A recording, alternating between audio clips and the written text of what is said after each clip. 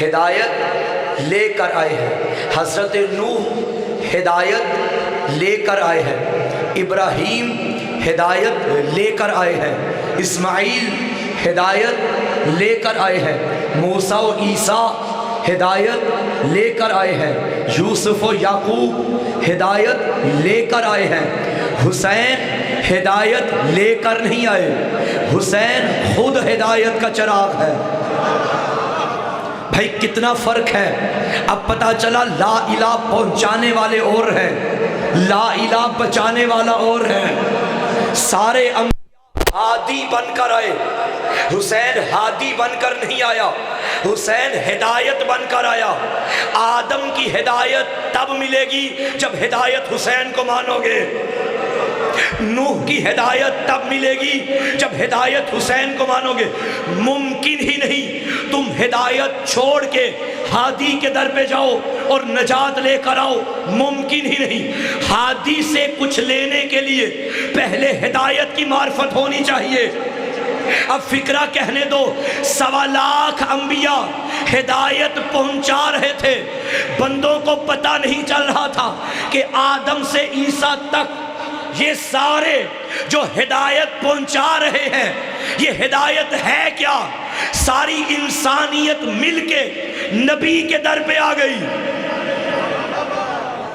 یا رسول اللہ، یہ سارے نبی ہمیں ہدایت دینے آئے ہیں، ہمیں ابھی بھی پتہ نہیں چلا کہ ہدایت کیا ہے۔ میرے نبی نے قیامت تک کے لیے مسئلہ ہی حل کر دیا، فرمایا ان الحسین مصباح الہدی، ہدایت کا چراغ میرا بیٹا حسین ہے۔ سبحان اللہ، سبحان اللہ۔ حضرت نوح نے کشتی بنائی تھی، میں نے کچھ دن پہلے کہا تھا وہ کشتی آپ کو نظر نہیں آ رہی، مگر آج دکھاؤں گا، میں نہیں دکھاؤں گا، میرے نبی دکھا گئے۔ حضرت نوح نے کشتی بنائی تھی، وہ صرف لکڑی اور پھٹوں کی کشتی نہیں تھی، بظاہر لکڑی کی کشتی تھی، حقیقت میں نجات کی کشتی تھی۔ ہوئے ہوئے ہوئے ہوئے بھائی معیار دیا تھا نا حضرت نوح نے کہ جو اس کشتی میں آئے گا نجات پائے گا۔ یہ کوئی لکڑی کی کشتی نہ سمجھو، یہ نجات کی کشتی۔ تو نوح جو آدم ثانی ہے وہ کشتی نجات بنا رہے ہیں، اور آدم سے عیسیٰ ہدایت پہنچا رہے ہیں۔ اے انسانوں، در بدر کی ٹھوکریں نہ کھاؤ، ان الحسین مصباح الہدی و سفینۃ النجاۃ، چراغ ہدایت بھی میرا حسین ہے، کشتی نجات بھی میرا حسین ہے۔ سبحان اللہ۔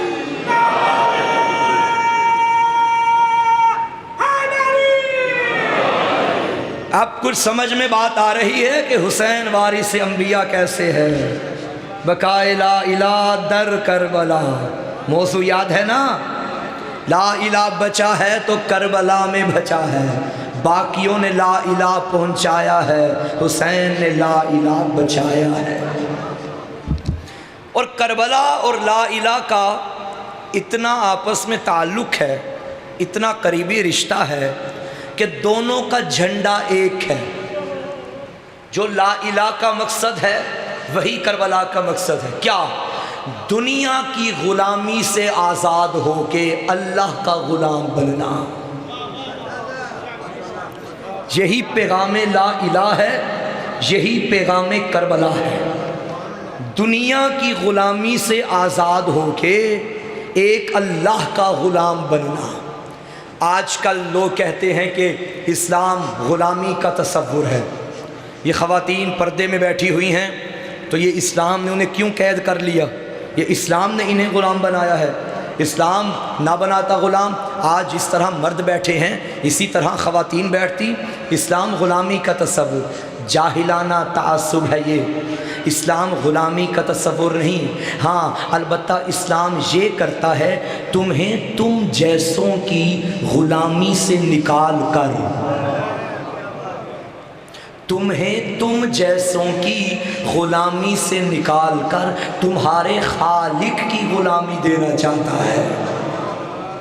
فرق ہے نا بھائی، پرانے زمانے میں ایک دور تھا کہ انسان جسموں کو قید بناتا تھا، جسموں کو غلام بناتا تھا۔ آج جسموں کو غلام نہیں بنایا جا رہا، آج ذہنوں کو غلام بنایا جا رہا۔ 14 اگست 1947 کو پاکستان آزاد ہوا تھا۔ بھائی کاہے کا آزاد ہے؟ جسم آزاد ہیں، مگر معاف کیجئے گا پاکستانیوں، ہمارے ذہن ابھی تک غلام ہیں۔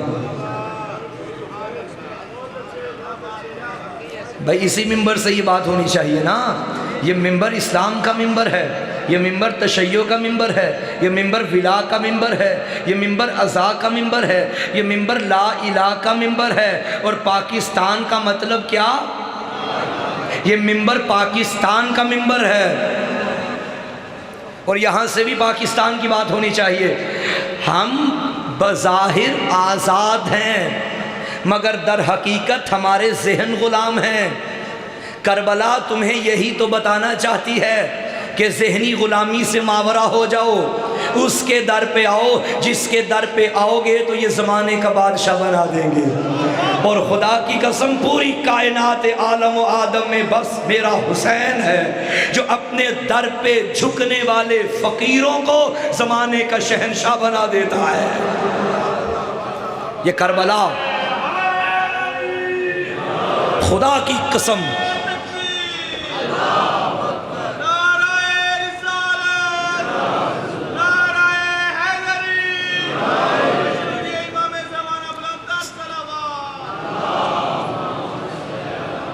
بات پہنچ رہی ہے میری؟ دیکھیے کربلا بہت بڑی نعمت ہے ہمارے پاس۔ کربلا نہ ہوتی تو نہ جانے ہمیں کہاں کہاں کی ٹھوکریں کھانا پڑتی۔ اللہ نے عزتوں کا راستہ کربلا بنایا ہے۔ یہ جس در پہ میں اور آپ بیٹھے ہیں یہ کوئی عام در ہے؟ اسے 4 دیواری پہ مشتمل ایک بلڈنگ نہ سمجھو، یہ گھر حسین کا گھر ہے، یہ گھر میرے علی کا گھر ہے۔ یہ دروازہ جہاں سے گزر کے آئے ہو یہی ہور کے آنے کا راستہ ہے، اسے عام دروازہ نہ سمجھو۔ یہ در علم کا در ہے، یہ در عبادت کا در ہے، یہ در نجابت کا در ہے، یہ در کرامت کا در ہے، یہ در شرافت کا در ہے، یہ در شفاعت کا در ہے، یہ در شہادت کا در ہے، یہ در سعادت کا در ہے، یہ در سعادت کا در ہے، یہ در عنایت کا در ہے، یہ در کرامت کا در ہے، یہ در صداقت کا در ہے، یہ در ہدایت کا در ہے، یہ در نبوت کا در ہے، یہی در رسالت کا در ہے، یہی در خلافت کا در ہے، یہی در امامت کا در ہے، یہی در ولایت کا در ہے۔ خدا کی قسم یہ وہ در ہے جس در پہ آنے کے بعد بندہ در بدر نہیں ہوتا۔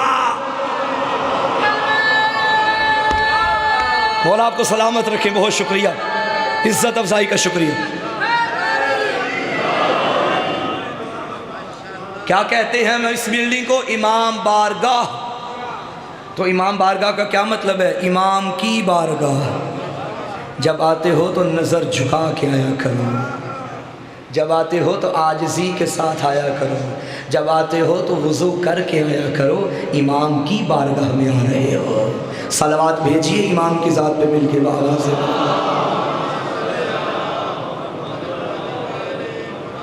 غلامی لا الہ بچاتا ہے، غلامی سے کربلا بچاتی ہے۔ دیکھیے غلامی 2 وجوہات کی بنا پر ہوتی ہے۔ اور بھائی سمجھ آ رہی ہے میری بات؟ غلامی 2 وجوہات کی بنا پر ہوتی ہے، تیسری کوئی وجہ نہیں غلام بننے کی۔ پہلی وجہ شوق، دوسری وجہ خوف۔ آپ کے علاقے میں بڑا وڈیرا ہے، ماشاءاللہ پیسے والا ہے، اللہ کا دیا ہوا سب کچھ ہے، ایک غریب گھر کا بندہ ہے اور وہ جان بوجھ کے اس کی چاپلوسیاں کرتا ہے، اس کا پیسہ دیکھ کے۔ توجہ ہے؟ اسے شوق ہے کہ یہ اپنے حصے سے مجھے بھی کچھ دے دے، چلو میں اس کے آگے پیچھے ہاتھ جوڑ کے پھرتا رہوں گا۔ یہ غلامی ہے جو تمہیں شوق کی وجہ سے آ گئی ہے۔ غلامی کی وجہ شوق ہے۔ دوسری وجہ غلامی کی خوف ہے۔ بڑا کوئی ظالم بادشاہ ہے تو اس کے خوف کی وجہ سے، بڑا کوئی وڈیرا ہے اس کے خوف کی وجہ سے اس کی غلامی کی جاتی ہے۔ کہ اگر میں اس کے آگے نہ جھکا یہ 4 بندوں میں بیٹھ کے مجھے گالیاں دے گا، اسے اٹھاتے رہو تاکہ میری عزت کرتا رہے۔ یہی وجہ ہے نا، یہ بندے کی غلامی بندے سے بھی ہو سکتی ہے، بندے کی غلامی بندے کی ہو سکتی ہے، یہ غلامی ایک ملک کی دوسرے ملک کے آگے بھی ہو سکتی ہے، یہ غلامی ایک تنظیم کی دوسری تنظیم کے آگے بھی ہو سکتی ہے، یہ غلامی ایک شہر کی دوسرے شہر کے آگے بھی ہو سکتی ہے۔ 2 وجوہات ہیں غلامی کی، کلیئر ہو گئی بات؟ ایک شوق، ایک خوف۔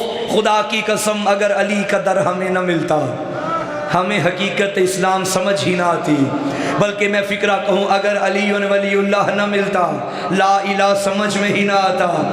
علی ولی اللہ نے بتایا کہ غلامی توحید کیسے کرنی ہے۔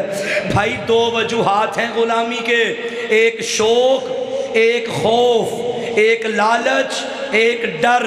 اور دنیا میں اگر بڑی سے بڑی شے کا بھی لالچ کرو تو وہ جنت ہے، بڑی سے بڑی شے کا خوف کرو تو وہ جہنم ہے۔ علی تمہیں غلامی اللہ کی ایسی دے رہے ہیں جو اس شوق سے بھی بلند ہے، جو اس خوف سے بھی بلند ہے۔ علی فرما رہے ہیں الہی ما عبدتک طمعا فی جنتک ولا خوفا من نارک بل وجدتک اہلا للعبادہ فعبدتک۔ اے اللہ گواہ رہنا، علی تیری جنت کے شوق میں تیرے سجدے نہیں کرتا، تیری جہنم کے خوف میں تیرے سجدے نہیں کرتا۔ علی تیری عبادت اس لیے کرتا ہے تیرے علاوہ کوئی ملا ہی نہیں جسے علی جھک جائے۔ یہ غلامی اسلام دینا چاہتا ہے۔ اسلام تو تمہیں ایسی غلامی دینا، اور میرے مولا امیر کا فرمان لا تکن عبدا لغیرک، خبردار کسی غیر کے غلام نہ بننا۔ کیوں؟ خلقک اللہ حرا، اللہ نے تمہیں آزاد پیدا کیا ہے۔ تو علی تو ہمیں آزادی دینا چاہتے ہیں نا۔ یاد رکھو جو اسلام کے دائرے سے نکل کے آزاد ہونا چاہتا ہے در حقیقت وہ ذہنی غلام ہونا چاہتا ہے۔ میں نفس مطمئن کی وضاحت کر چکا ہوں، دنیا سے آزاد تھا، اس کا غلام تھا، اس لیے مطمئن تھا۔ بات پہنچ رہی ہے میری؟ اور اگر کوئی دنیا کا غلام ہو، پیسہ بھی ہو، دولت بھی ہو، بڑی سے بڑی گاڑی بھی ہو، سواری بھی ہو، اچھا گھر بھی ہو، مگر ذہن غلامی کا ذہن ہو، وہ کبھی مطمئن نہیں رہ سکتا۔ کیوں؟ کیونکہ پیسے کی وجہ سے اچھا بستر خریدا جا سکتا ہے، نیند نہیں۔ بھائی بڑے ماشاءاللہ پیسے والے بھی یہاں تشریف فرما ہے، مولا مزید عزتوں میں رزق میں اضافہ فرمائے۔ پیسہ بذات خود بری شے نہیں ہے، اگر یہ پیسہ دین سے دور کرے تو برا ہے، اگر یہی پیسہ دین کے قریب کرے تو اس سے اچھی نعمت بھی کوئی نہیں ہے۔ بذات خود دولت بری نہیں ہے، بذات خود دنیا بری نہیں ہے، بلکہ میرے استاد محترم بڑی پیاری مثال دیتے تھے کہ اس دنیا کو برا نہ کہو، کیونکہ اگر دنیا میں تم رہو یہ اسی طرح ہے، جب تک کشتی کے اوپر رہو تو تیرتے رہو گے، مگر کشتی کو خود پہ کر لیا تو ڈوب جاؤ گے۔ دنیا میں رہو اس لیے کہ دنیا میں ہی تم نے علی علی کرنا ہے، دنیا میں رہو اس لیے کہ اسی دنیا میں حسین کی عزاداری کرنی ہے، دنیا میں رہو اس لیے کہ دنیا میں ہی تم نے دین پہ عمل کرنا ہے۔ لیکن اگر یہ دنیا تم پہ غالب ہو گئی، 4 پیسے آ گئے، اب صاحب کہہ رہے ہیں ہم تو آن لائن مجلس سن لیں گے، مجلس میں جانے کا کیا فائدہ، پیسے آ گئے، ہم گھر میں یوٹیوب پہ سن لیں گے، فرش عزا پہ بیٹھنے کا کیا فائدہ۔ ٹھیک ہے گھر میں بیٹھ کے تم سن سکتے ہو، کوئی حرج نہیں، لیکن زہرا تمہارے گھر میں نہیں آئے گی۔ توجہ ہے یا نہیں؟ یہ جو روحانیت و معنویت اور للہیت ہے، یہ جو حسینیت ہے، یہ تمہیں گھر میں نظر نہیں آئے گی۔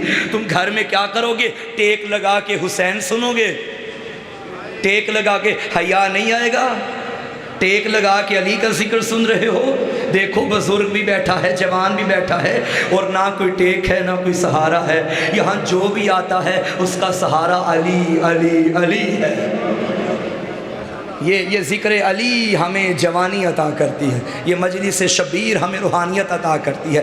ایسا ماحول ساری دنیا میں تمہیں اور کسی بارگاہ میں نظر آنے والا نہیں جو امام کی بارگاہ میں نظر آتا ہے۔ مل کے پڑھو صلوات آواز بلند۔ پریشان تو نہیں ہوگے میری گفتگو سے؟ اچھا، اگر کوئی پریشان ہے تو وہ صلوات پڑھے۔ اچھا، جو پریشان نہیں ہے وہ صلوات پڑھے۔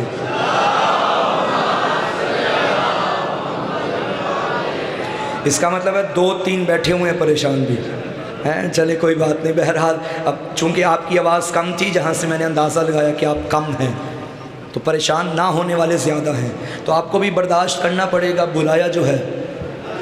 تو سامعین محترم، مولا امیر نے کیا فرمایا؟ غلامی کا معیار الہی ما عبدتک طمعا فی جنتک ولا خوفا من نارک بل وجدتک اہلا للعبادہ فعبدتک۔ اے اللہ، علی جنت کے شوق میں تیری عبادت نہیں کرتا، علی جہنم کے خوف میں تیری عبادت نہیں کرتا، علی اس لیے تیری عبادت کرتا ہے کہ تو لائق عبادت ہے، علی کو تیرے علاوہ کوئی ملا ہی نہیں جسے علی سجدے کرے۔ تو آپ کی نمائندگی کرتے ہوئے میں ذرا شاہ نجف کی بارگاہ میں ہاتھ جوڑ کے عرض کروں گا، مولا جو معیار غلامی آپ نے ہمیں دیا، بندہ وہ بولے گا جس کا عقیدہ میرے ساتھ ملتا ہے، نہیں ملتا چھٹی ہے۔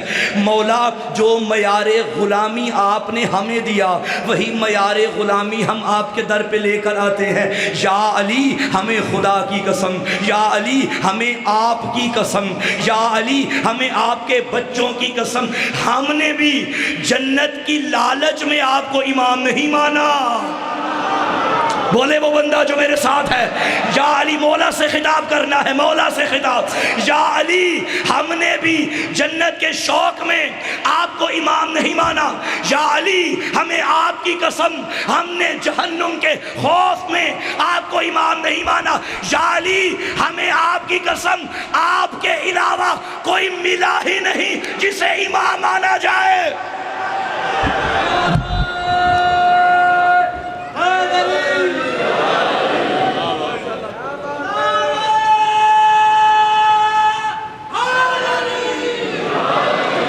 اب ایک فکرہ اضافہ کروں، اللہ لائق عبادت ہے، محتاج عبادت نہیں۔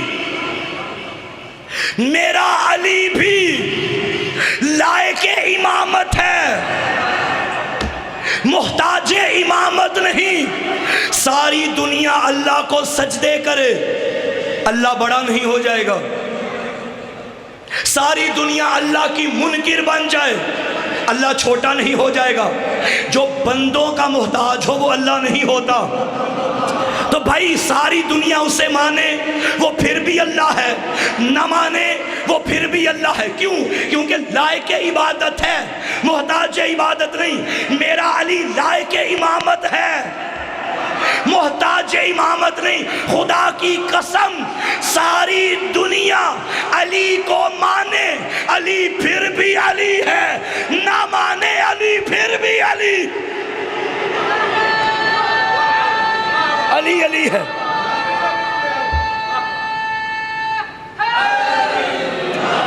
چلو پھر جملہ سن لو، میں نے کہا ساری دنیا علی کو چھوڑ دے،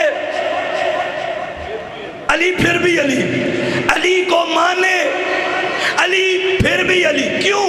کیونکہ میرا علی بندوں کے الیکشن سے نہیں بنا، توحید کے سلیکشن سے بنا ہے۔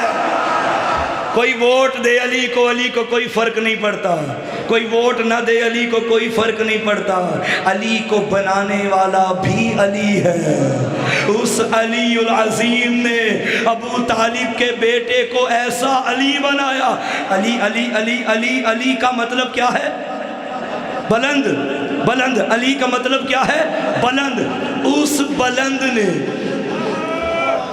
اپنے حبیب کے ذریعے، وہ بھی بلند، ایک ایک بلند کو پالانوں کی بلندی پہ اتنا بلند کیا کہ بتایا جیسے میں بلند ویسے یہ بلند.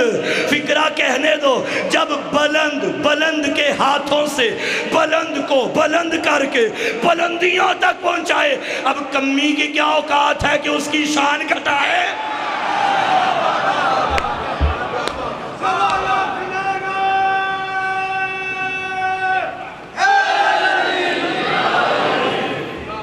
علی کو علی نے بلند کیا ہے. چلیں آگے، تھک تو نہیں گئے؟ تو علی ولی تمہیں کیسا غلام بنانا چاہتے ہیں؟ شوق والا نہیں، خوف والا نہیں. اچھا بڑا کوئی متقی پرہیزگار ہو نا اور ریاکاری سے اس کی عبادت پاک ہو، اور یہ بھی کوشش کیا کریں اور دعا کیا کریں اللہ ہماری عبادت ریاکاری سے پاک رکھے. ساری عبادتیں کر لو، سارا دن عزاداری ہوتی رہے، ماتمداری ہوتی رہے، پیسہ بھی لگا دیا، ٹائم بھی دے دیا عزاداری کو، مولا قبول کریں گے ایک شرط پہ. وہ شرط یہ ہے کہ نیت پاک ہو. ماتم کر بندوں کو دکھانے کے لیے نہیں، حسین کو دکھانے کے لیے کر،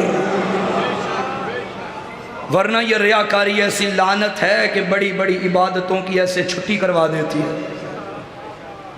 خلوص بہت ضروری ہے. پریشان تو نہیں ہو گئے صاحبان؟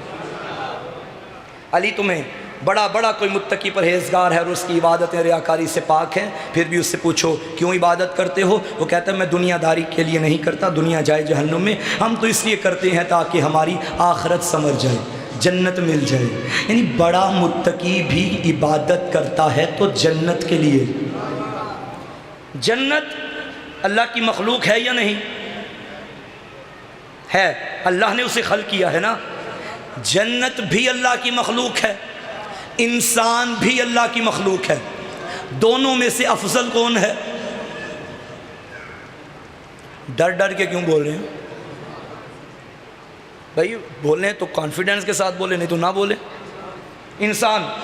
انسان افضل ہے کیونکہ اشرف المخلوقات ہے اور تمام مخلوقات سے انسان افضل ہے. جنت بھی مخلوق، انسان بھی مخلوق. افضل ہے انسان، مفضول ہے جنت. یہ بدبختی نہیں تو کیا ہے؟ افضل ہو کہ مفضول کا لالچی بنا ہوا ہے. کیا عبادتوں کا تم نے معیار لگایا؟ کیا عبادتوں کو کس ترازو میں تول دیا؟ خود افضل ہے، مفضول کے شوق. تمہیں جنت کی نہیں خالی کے جنت کی لالچ ہونی چاہیے.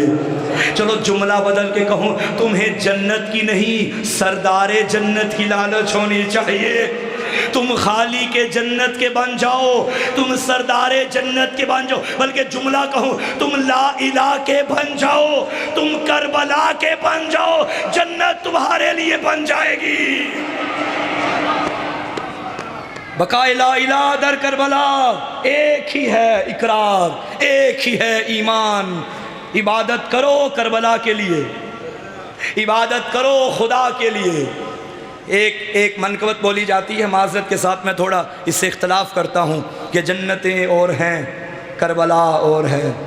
بولا جاتا ہے نا معذرت کے ساتھ، جنتیں اور ہیں کربلا اور ہے. وہ بھی کوئی جنت ہے جس میں کربلا نہ ہو؟ جنتیں اور ہیں کربلا اور ہے نہیں بابا. جہاں کربلا ہے وہیں پہ جنت ہے، جہاں سردار کربلا ہیں وہیں پہ جنت ہے. صلوات پڑھیے مل کے مولا کی ذات پر. ایک طرف ہو دنیا کی حکومت، دنیا کا اقتدار، ایک طرف ہو اللہ کا اقتدار. دنیا کے اقتدار کے آگے نہ جھکو، اللہ کے آگے جھکو. جو اللہ کے آگے جھکتا ہے زمانہ اس کے آگے جھکتا ہے. بڑا نام ہے تاریخ کا اور اسلام پہ احسان ہے حضرت عبد المطلب علیہ السلام کا. جانتے ہیں یہ کون بندہ خدا تھا؟ یہ علی کا بابا تھا، علی کا دادا تھا، علی کا دادا تھا، اور اتفاق سے نبی کا بھی دادا تھا. ہائے، یہ ہم ہی کہہ سکتے ہیں کہ نبی اور علی کا دادا ایک ہے. نبی اور علی کا خاندان ایک ہے، نبی اور علی کا شجرہ ایک ہے، نبی اور علی کی محبت ایک ہے، نبی اور علی کا دشمن ایک ہے، خون ایک ہے، نور ایک ہے۔ یا علی لحم کا لحمی دموں کا دمی، انا وعلی من نور واحد، انا وعلی من شجرۃ واحدہ، شجرہ بھی ایک ہے، نور بھی ایک ہے، خون بھی ایک ہے، گوشت بھی ایک ہے، دادا بھی ایک ہے، دادی بھی ایک ہے، گھر بھی ایک ہے۔ وہ الگ بات ہے کہ ایک کو اللہ نے عبداللہ کے گھر بھیج دیا، ایک کو اپنے ہی گھر بھیج دیا۔ چلو جملہ بدل کے کہوں، ایک کا نکاح ابو طالب سے پڑھایا، ایک کا نکاح خود پڑھ لیا۔ ہوئے ہوئے ہوئے ہوئے ہوئے بھائی اس میں کوئی شک نہیں، میرا نبی کائنات میں تمام انسانوں سے افضل ہے، مگر محمد کا نکاح ہوا ہے خدیجہ کے ساتھ، علی کا نکاح ہوا ہے فاطمہ کے ساتھ۔ نکاح دیکھا جائے تو علی کے نکاح سے کسی کا نکاح افضل نہیں ہے۔ کیوں؟ جو نکاح ابو طالب پڑھے وہ اور ہوتا ہے، جو خود اللہ پڑھے وہ اور ہوتا ہے۔ دادا ایک ہے۔ حضرت عبد المطلب کے بارے میں ملتا ہے کہ اس دور میں ایک کفار کا سربراہ تھا جس کا نام ابرہہ تھا، اور اس نے خانہ کعبہ پہ ہاتھیوں کے ساتھ حملہ بھی کیا تھا ابرہہ نے۔ حضرت عبد المطلب چلے گئے ابرہہ کے دربار میں۔ اچھا، ابرہہ نے بڑا استقبال کیا کہ سردار مکہ آ رہا ہے تو استقبال کرنا بنتا ہے۔ ابرہہ نے اپنے دربار میں جگہ دی اور حضرت عبد المطلب کو بٹھایا، عزت کے ساتھ بٹھایا، اور کہنے لگا، اے عبد المطلب، کیا سوال کرنے آئے ہو یا کیا بات کرنے آئے ہو؟ کوئی کام ہے مجھ سے؟ حضرت نے فرمایا کہ ابرہہ، میں تیرے پاس ایک شکایت لگانے آیا ہوں۔ اس نے کہا جی بولیے۔ حضرت عبد المطلب نے فرمایا، تیرے فوجیوں نے میرے 30 اونٹ چرا لیے ہیں، ان سے کہے واپس کرے۔ کیا کہہ رہا ہے؟ تیرے فوجیوں نے میرے 30 اونٹ چرا لیے ہیں، ان سے بول کے واپس کرے۔ ابرہہ کہنے لگا، عبد المطلب یقین کر، اب سے پہلے میری نظر میں تیری بڑی عزت تھی، میں سمجھتا تھا تو بڑا انسان ہے، تو آئے گا بھی تو کعبے کی بات کرے گا کہ کعبے پہ حملہ نہ کر۔ تو نے بات کی 30 اونٹوں کی، ہائے ہائے، یہاں سے پتہ چلتا ہے علی کے دادا کا لا الہ پہ اعتماد کتنا تھا۔ مسکرا کے کہا، کوئی بات ہی نہیں، میں اونٹوں کا مالک ہوں، وہ کعبے کا مالک ہے۔ بھائی میں ان کا مالک، میں ان کی بات کروں گا، وہ کعبے کا مالک، وہ خود بدلہ لے گا۔ اب مجھے بتاؤ، ایک طرف لا الہ الا اللہ، ایک طرف دنیا کی حکومت، ایک طرف دنیا کی طاقت، ایک طرف توحید کا لشکر۔ اب جب ابرہہ نے حملہ کیا تھا خانہ کعبہ پر، کیا لے کر آیا تھا؟ کون سے جانور؟ ہاتھی۔ اور ہاتھی جسامت کے لحاظ سے جانوروں میں سب سے بڑا جانور ہے، اور قرآن نے کہا، الم تارا کیف فعل ربک باصحاب الفیل، کیا تم نے نہیں دیکھا کہ اللہ نے ہاتھی والوں کے ساتھ کیا انجام کیا؟ کیا انجام کیا بھائی؟ وہاں سے ہاتھی آئے، اللہ نے یہاں سے ہاتھی بھیجے،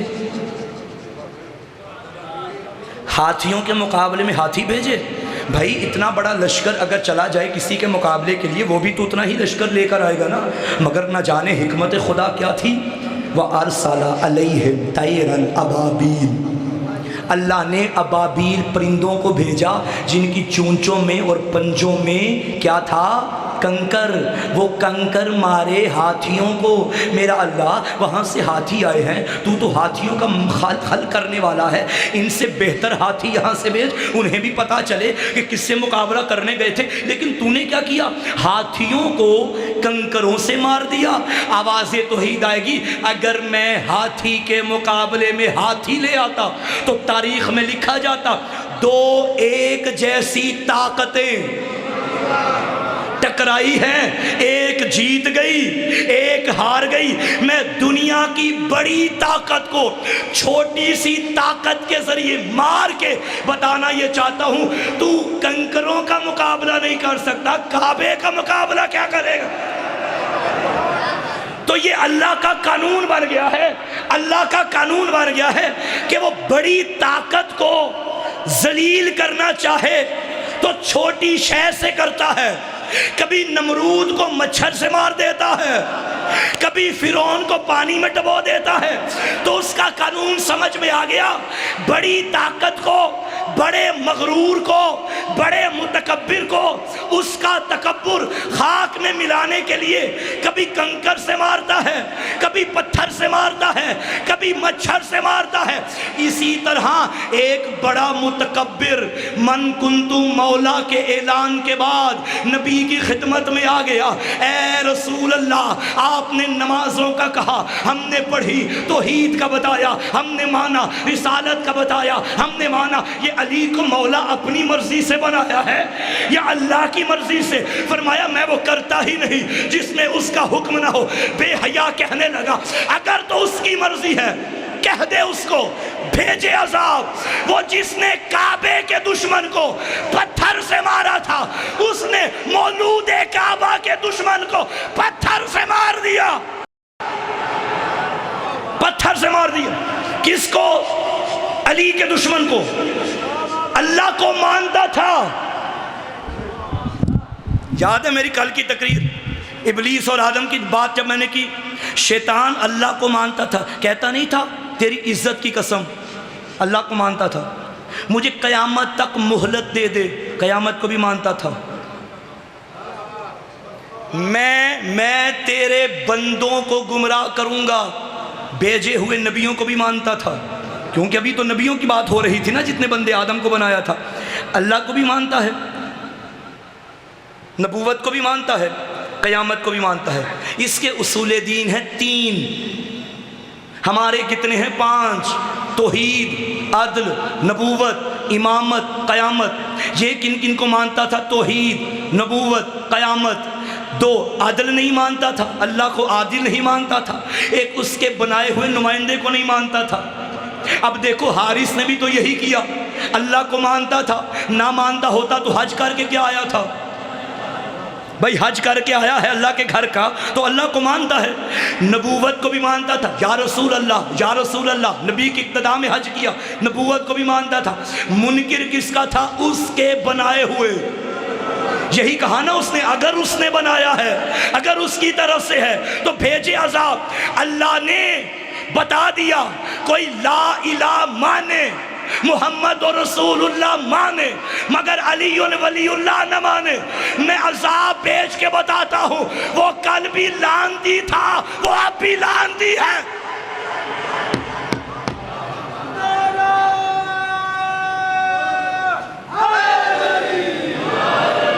بھائی موضوع یاد ہے نا؟ اللہ دنیا کی بڑی بڑی طاقتوں کو ذلیل کرنا چاہے تو چھوٹی چھوٹی طاقتوں سے کرتا ہے، تاکہ ان کا غرور، ان کا تکبر خاک میں مل جائے۔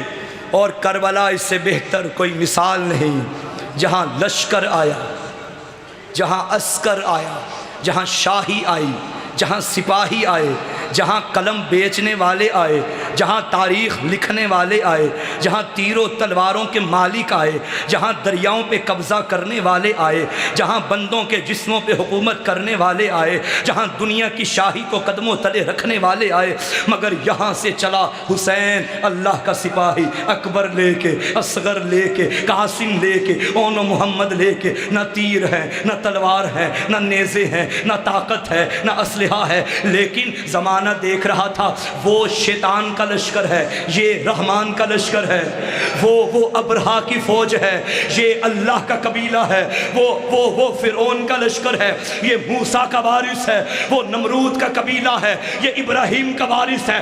جو پہلے ہوتا رہا وہی کربلا میں نچڑ کے سامنے آ گیا۔ تیر والے مر گئے، نیزے والے مر گئے، سپاہی والے مر گئے، شاہی والے مر گئے، حکومتوں والے مر گئے، سلطنتوں والے مر گئے، حسین بھی زندہ ہے، اکبر بھی زندہ ہے، قاسم بھی زندہ ہے۔ کیوں؟ وہاں لا الہ الا اللہ تھا، یہاں لا الہ الا اللہ بھی تھا، محمد رسول اللہ بھی تھا، علی ولی اللہ بھی تھا۔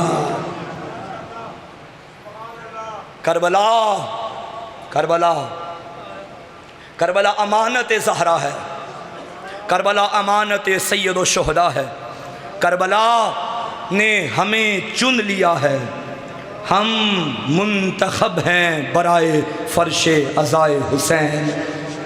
ناز کیا کرو اللہ نے تمہیں وہ آنکھیں عطا کی ہیں جو غم حسین میں بہتی ہیں، تمہیں وہ چہرے عطا کیے ہیں جو ذکر علی میں کھل اٹھتے ہیں، تمہیں وہ ہاتھ عطا کیے ہیں جو یا حسین کے لیے سینے پہ آتے ہیں، تمہیں وہ کان دیے ہیں جو شب و روز حسین کے نوحے سن رہے ہیں، تمہیں اللہ نے وہ دل دیا ہے جس پہ قبضہ حسین ابن علی کا ہے۔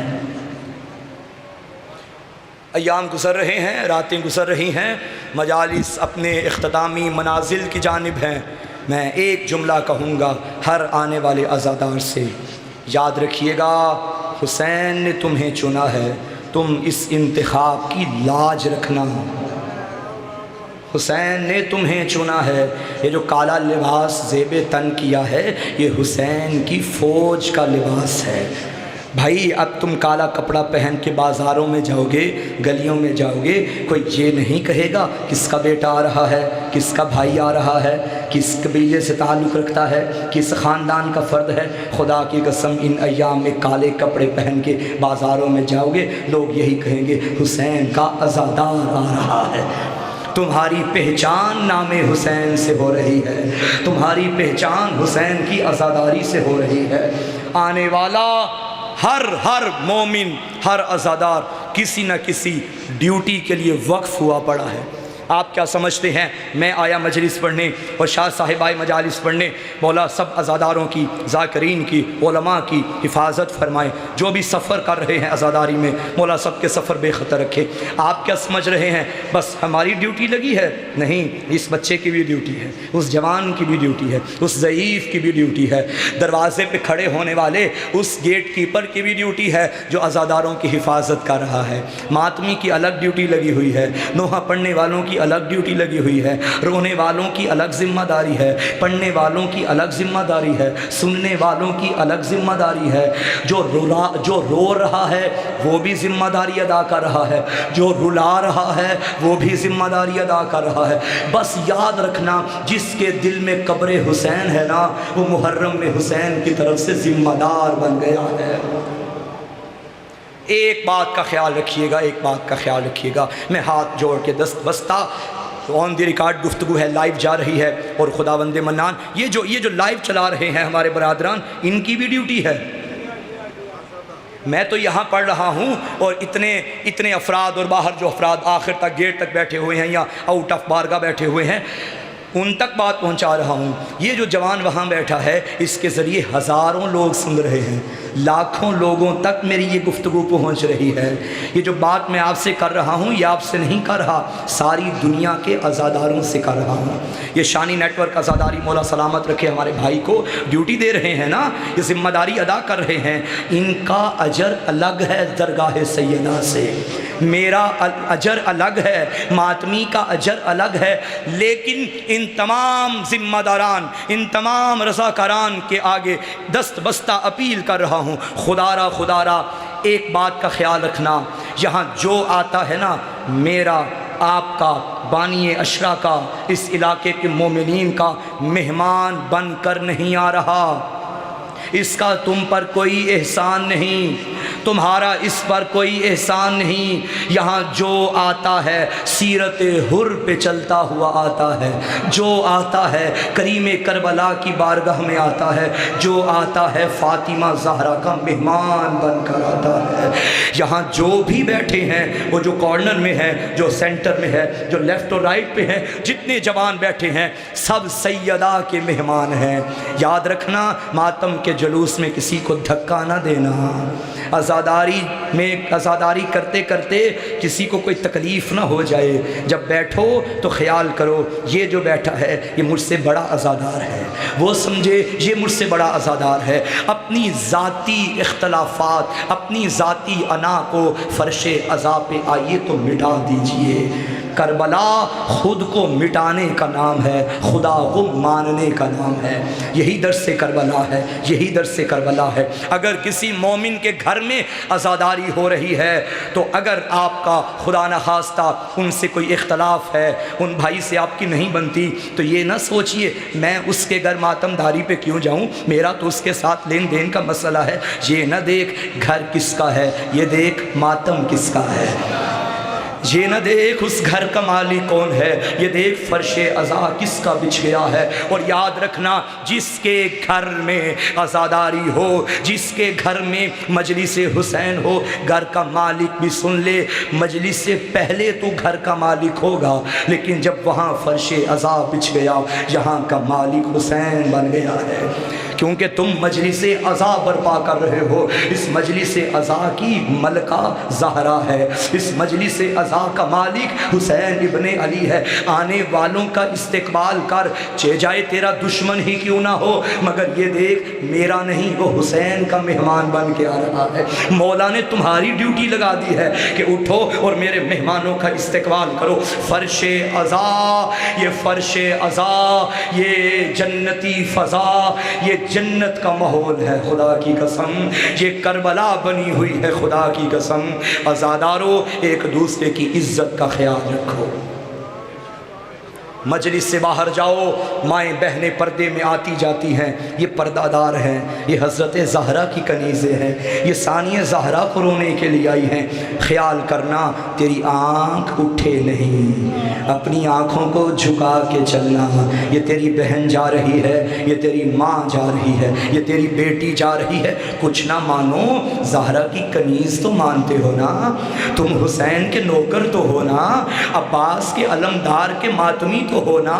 غازی کا سبق کیا تھا؟ میرا مولا حیا کا مالک تھا، میرا مولا وفا کا مالک تھا۔ مجلس سے اٹھو، غازی سے عہد کر کے جاؤ، مولا میں آنکھوں میں حیا رکھوں گا، مولا میں اپنے کردار میں وفا رکھوں گا۔ یاد رکھنا جن آنکھوں میں حیا نہ ہو ان آنکھوں سے آنسو نہیں بہتے، جن دلوں میں غیرت نہ ہو وہ دل قبر حسین نہیں بنتے۔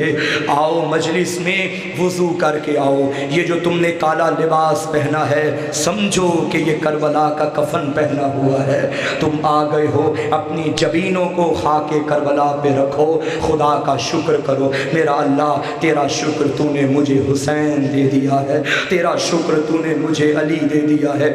آج 7 محرم بھی گزر گئی، 2 دن رہ گئے، بطول کا گھر اجڑنے والا ہے، 2 دن رہ گئے، یہ امام بارگاہوں کی رونقیں ختم ہو جائیں گی، 2 دن رہ گئے، حسین تمہارے مہمان ہیں۔ رونے والوں اب منت ہے میری، پانی پینا تو احتیاط سے پینا، ضائع نہ کرنا، اب بی بی سکینہ کو پانی نہیں ملے گا، اب پانی پینا تو خیال کرنا، اب اصغر پیاسا رہے گا، اب پانی پینا تو خیال کرنا، ماؤں نے بغیر پانی کے بیٹوں کو تیار کرنا ہے، پانی پینا تو خیال کرنا، حسین کے خشک گلے پہ خنجر چلنے والا ہے۔ میرے مولا فرماتے ہیں عزادارو جب بھی ٹھنڈا پانی پیو میری پیاس کو یاد کرنا، جب بھی پانی پینا ایک مرتبہ کربلا کی جانب رخ کر کے کہنا اے فرزند زہرا ہم شرمندہ ہیں، اے نہر القما تو شرمندہ ہے، اے نہر فرات تو شرمندہ، حسین تیرے کنارے پہ پیاسا ذبح ہو گیا۔ اجرکم علی اللہ۔ عزادارو شہادتوں کی راتیں ہیں، اب شہادتیں پڑھی جا رہی ہیں، میرا دل ہے 4 سے 5 منٹ مسائل پڑھ لوں، شاہ صاحب بعد میں تفصیلی پڑھیں گے۔ میں چاہتا ہوں کہ آج اس ماں کو پرسا دیں جس کا کربلا میں ایک ہی سہارا تھا اور وہ اس کا بیٹا تھا۔ عزادارو اکبر کی ماں مدینے سے چلی تھی نا، بیٹے بھی ساتھ تھے، سہاگ بھی ساتھ تھا۔ اصغر کی ماں چلی تھی، بیٹا بھی ساتھ تھا، سہاگ بھی ساتھ تھا۔ واحد قاسم کی ماں ہے جو ایک جوان لے کے چلی تھی، اسی قاسم سے ساری امیدیں وابستہ تھیں۔ عزادارو میری مائیں بہنیں بھی پردے میں بیٹھ کے سن رہی ہیں، میری ماؤں بہنوں بیٹیوں میں ایک دعا مانگوں گا، تم سارے آمین کہنا۔ میرا اللہ میرا خدا کبھی جوانی میں کوئی خاتون بیوہ نہ ہو جائے، اللہ جانتا ہے اگر بیوہ ہو جائے نا اس کی دنیا اجڑ جاتی ہے، اگر بیوہ ہو جائے اس کی زندگی ختم ہو جاتی ہے، اور اگر شوہر کے بعد اس کا ایک بیٹا ہو وہی بیٹا اس کی زندگی ہے، وہ بیٹے کے جینے کی دعائیں کرتی ہے، میرا اللہ میرے بیٹے کو گرم ہوا نہ لگے، آؤ میں سلام کروں بی بی ام فروا کو، بی بی تیرا بھی اپنا مقدر، جوانی میں تو نے حسن کے جگر کے ٹکڑے دیکھے، بڑھاپے میں تو نے قاسم کی لاش کے ٹکڑے، اجرکم اللہ۔ زادارو شب عاشور اس ماں نے تیار اس رنگ میں کیا، رو کے کہتی تھی قاسم دیکھ اکبر کا بابا ہے، علی اصغر کا بابا ہے، قاسم تو یتیم ہے، قاسم میں بھی سید زادی نہیں ہوں، ایسا نہ ہو کہ تیری طرف سے قربانی میں کوتاہی ہو جائے، قاسم دیکھنا مجھے دادی زہرا کے آگے شرمندہ نہ کرنا، رو کے کہا اماں میرا وعدہ ہو گیا تیرا لال ایسی قربانی دے گا جو نہ اکبر کی ہوگی نہ اصغر کی۔ ازادارو شب عاشور یہ یتیم حسن اپنے چچا کے قریب آیا، کیا دیکھا کہ چچا حسین اپنے صحابہ کو اپنے جوانوں کو شہادت کے منظر دکھا رہے تھے اور فرما رہے تھے حبیب کل تو بھی شہید ہو جائے گا، مسلم بن اوسجا کل تو بھی مارا جائے گا، میرا اکبر میرا قاسم تم مارے جاؤ گے۔ ایک مرتبہ تڑپ کے کہا چچا میں بھی مارا جاؤں گا، چچا مجھے بھی شہادت مل جائے گی نا؟ تڑپ کے کہا قاسم شہید تو میرا اصغر بھی ہو جائے گا۔ ازادارو یہ فکرہ سنا تمہاری آنکھوں میں آنسو آ گئے، تمہاری آوازیں بلند ہو گئی، جب سنا نا اصغر بھی مارا جائے گا تڑپ کے کہنے لگا چچا اکبر تو میدان میں لڑے گا، چچا اون بھی لڑے گا، چچا محمد بھی لڑے گا، چچا میں بھی چلا جاؤں گا، اصغر تو چل بھی نہیں سکتا، کیا فوج میری پھوپھیوں کے خیمے میں آئے گی؟ یہ کہنا تھا، غریب نے فرمایا نہیں قاسم اصغر میرے ہاتھوں پہ جائے گا۔ رونے والوں میں ایک جملہ کہوں گا، اے حسن کے شہزادے تو ہاشمی جوان تھا، تو نے ابھی سوچا تھا ظالم پھوپھیوں کے خیمے میں؟ قاسم تیرا جگر پھٹ گیا، ذرا شام غریبہ میں تو آ، تیری ماں کا خیمہ تیری پھوپھی کا خیمہ، ظالم کہتے تھے لوٹو ان کا کوئی نہیں بچا۔ کبھی چادریں لوٹی جاتی، کبھی زیور لوٹے جاتے، ہنس ہنس کے کہتے تھے بلا تیرا غازی کہاں ہے، بلا تیرا اکبر کہاں ہے۔ ازادارو شام غریبہ بھی آئے گی، زہرا جائیوں کے اجڑنے کا موسم قریب آ رہا ہے، اب کوشش کرنا جوانوں چہرے پہ ہنسی نہ آئے، اب خوشیاں نہ منانا، اب تنہائی میں بھی بیٹھنا یہ سوچ کے رو لینا جو اتنا امیر تھا غریب کیسے ہو گیا، اور جس کے جوڑے جنت سے آتے تھے وہ اب 3 دن تک کوئی کفن بھی نہیں۔ اجرکم اللہ۔ ازادارو شب عاشور گزر گئی، قیامت کا سورج نکلا، جوان مارے گئے، مہمان مارے گئے، نادان مارے گئے۔ اب قاسم میں نوشا تیار ہو کے چچا کے قریب آیا، چچا مجھے اجازت ہے میں بھی مقتل میں چلا جاؤں؟ رونے والوں اکبر پہلے مارے گئے، قاسم بعد میں مارے گئے، چچا اجازت ہے؟ غریب نے سر سے پاؤں تک دیکھا، رو کے کہا قاسم میرے لیے اکبر بھیجنا آسان تھا، قاسم اکبر میری نشانی تھا، تو میرے بھائی حسن کی نشانی ہے، قاسم بتا میں تجھے کس طرح میدان میں بھیجوں؟ اب شہزادہ سمجھ گیا چچا کی طرف سے شاید اجازت نہیں مل رہی، روتا ہوا اس خیمے میں آیا جہاں ماں مصلی بچھا کے دعائیں کر رہی تھی، قریب آ کے کہا اماں میرے ساتھ میری سفارشی بن گیا، اماں چچا اجازت نہیں دیتے۔ اب قاسم کی ماں کو ایک وقت یاد آیا، 28 صفر کی رات تھی، تھی امیر حسن کو زہر ملی تھی، روتا ہوا میرا مولا ام فروا کے گھر آیا، قاسم کی ماں میرے لال کو میرے سینے پہ سلا، جب قاسم لیٹا تڑپ گیا، اماں یہ کون سے گرم بستر پہ سلایا؟ کہتی تھی گرم بستر نہیں تیرے بابا کا سینہ ہے۔ اس وقت امیر باپ نے امیر بیٹے کے لیے ایک تعویذ لکھنا شروع کیا اور کہا ام فروا جب کبھی مشکل بن جائے میری طرف سے یہ تعویذ کھولنا۔ قاسم کی ماں وہ تعویذ لے کے حسین کے سامنے آئی، ایک مرتبہ غریب زہرا اٹھے، بھابی مجھے بلا لیتے، فرمایا مولا آج میں بھابی بن کے نہیں آئی، سوالن بن کے آئی۔ غریب نے رونا شروع کیا، قاسم کی ماں نے وہی تعویذ مولا کو دیا، مولا یہ آپ کے بھیا کی امانت ہے۔ عزادارو غریب نے تعویذ کھولا، امیر حسن کی تحریر دیکھی، بھیا حسین اگر کربلا میں اکبر مارا جائے، اصغر مارا جائے، زینب کی جوڑی ماری جائے، بھیا میرے قاسم کو بھی قبول کر لے۔ ایک مرتبہ میرا مولا اٹھا، ایک مرتبہ بیٹھا، رو کے کہا انا للہ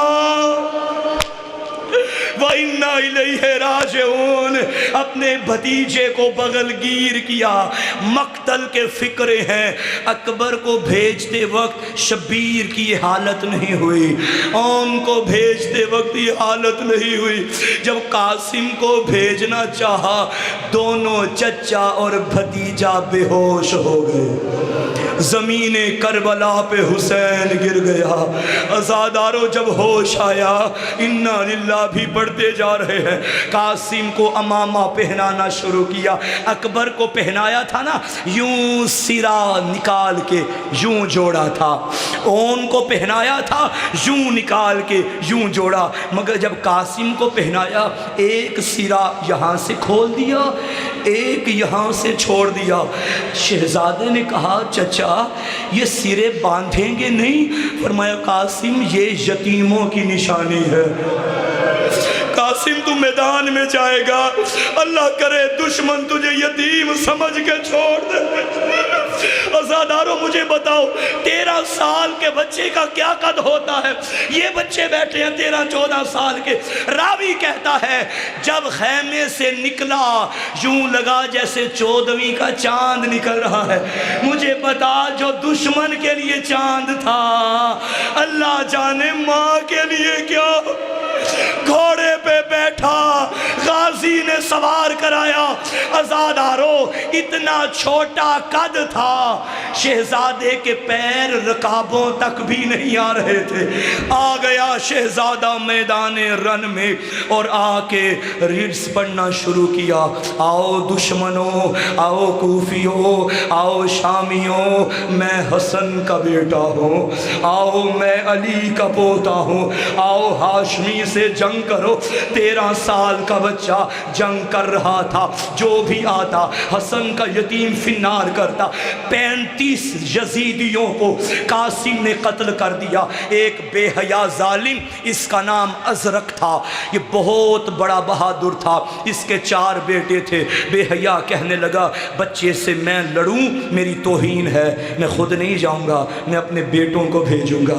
اس نے پہلا بیٹا بھیجا، قاسم نے مار دیا، دوسرا بیٹا بھیجا، قاسم نے مار دیا۔ رونے والوں جب 4 بیٹے مر گئے نا، اب عمر ابن سعد کی آواز آئی، کوفیوں شامیوں اسے بچہ نہ سمجھو، یہ علی کا خون ہے، ایک ایک کر کے نہ جاؤ، مل کے حملہ کرو۔